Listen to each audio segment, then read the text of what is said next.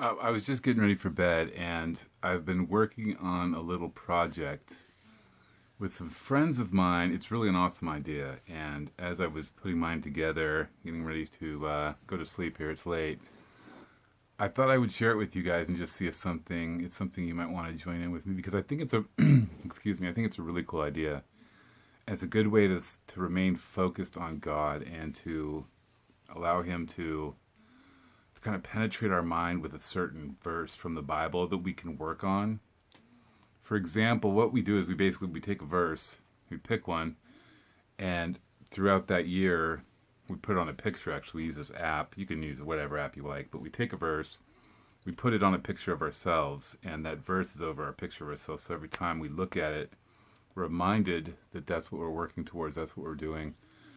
And you pick a verse that you think is something that's going to help you grow, that's going to help you become closer to God and do more things for His glory. So let me show by an example is my last year verse. What I picked Matthew 5:16, and that was, "Let your light so shine before men that they may see your good works and glorify your Father in heaven."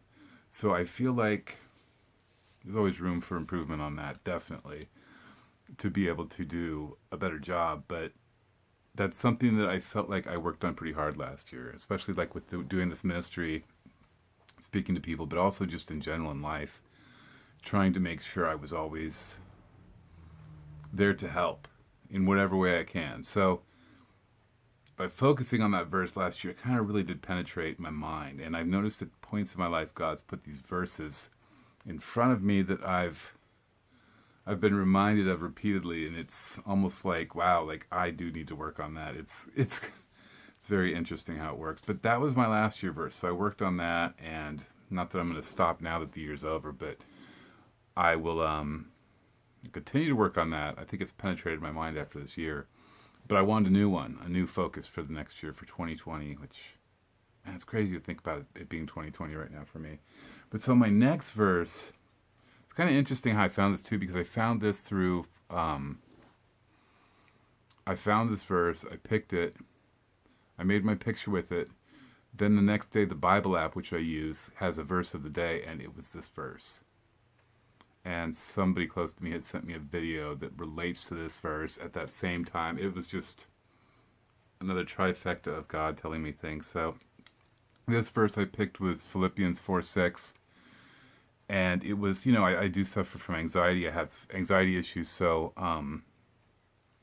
like right now, I feel it's important to work on that. Like anxiety is going to get in the way, and I really shouldn't be anxious about anything. It's just giving it all to God. If I can do that, like we're golden, right? Like God will take care of it. God will figure it out. Do what I can, but God will figure out the rest. So mine was Philippians 4:6, which is, "Be anxious for nothing, but in everything by prayer and supplication with thanksgiving let your requests be made known to God." And then that's Philippians 4:6. That's my verse. But if you go on from that, Philippians 4:7 says, "And the peace of God, which surpasses all understanding, will guard your hearts and minds through Christ Jesus." And I think that's a pretty good one for me, because my mind can go crazy places, and I could forget that God's in control. So that's my verse this year. It's interesting, too, about that verse, because I keep going back to this Philippians. It's weird. I don't know if I mentioned this story before, but a while back when I was living in a bad relationship. This was when I was first coming to Christ, and I was in an adulterous relationship. And we'd moved into our new house, and I had just read Philippians 4:8, which says, "Finally, brethren, whatever things are true, whatever things are noble, whatever things are just, whatever things are pure, whatever things are lovely, whatever things are of good report, if there's any virtue and if there's anything praiseworthy, meditate on these things. The things which you learned and received and heard and saw in me, these do, and the God of peace will be with you." Now, this verse I had read at one point, and I thought, wow, like I was in this was probably 3 years ago, and I was in a very bitter state of mind. I was just coming to God. But I thought, wow, that's a verse I should use, because I was looking at people, maybe not giving them the benefit of the doubt, maybe looking at negatives more than the positive sides of them, and just in general life, like that verse kind of can be relatable in that way, where focus on the good, don't focus on the bad, in a nutshell, with anything. So I thought about that verse, and I mentioned it, and I said, wow, like I think I'm going to keep this verse in mind, like that's important. And the next day, not even kidding, after I decided to keep that verse on the mind, I did this verse, like it was almost like the New Year verse, like I'm doing right now. It was almost like I was going to use this verse for my year.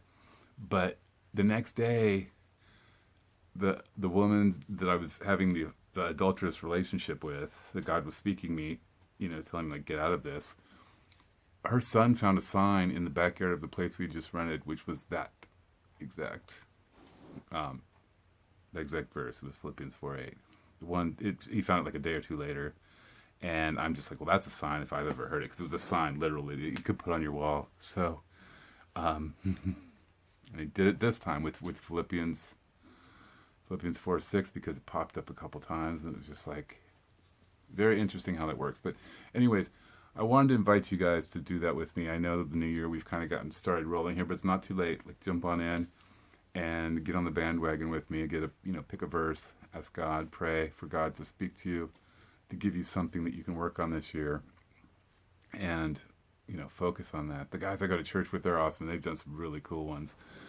They're just on fire. Like, it's such a weird word to use with Christians, that they're on fire, but these guys, like, that's literally, they're on fire with the Holy Spirit, and it's amazing to see. So I thought I would share that idea with you guys in case you want to create one.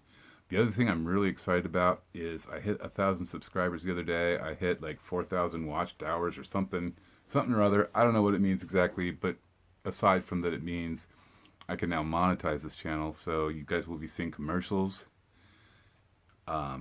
But I'll be getting paid a little bit every time, I believe. I don't even know how it works, but I do know that I can get some income now from this, which is awesome. So please don't mind those. But thank you guys for your continued support. Thank you for helping me get here to 1,000 subscribers. It's crazy.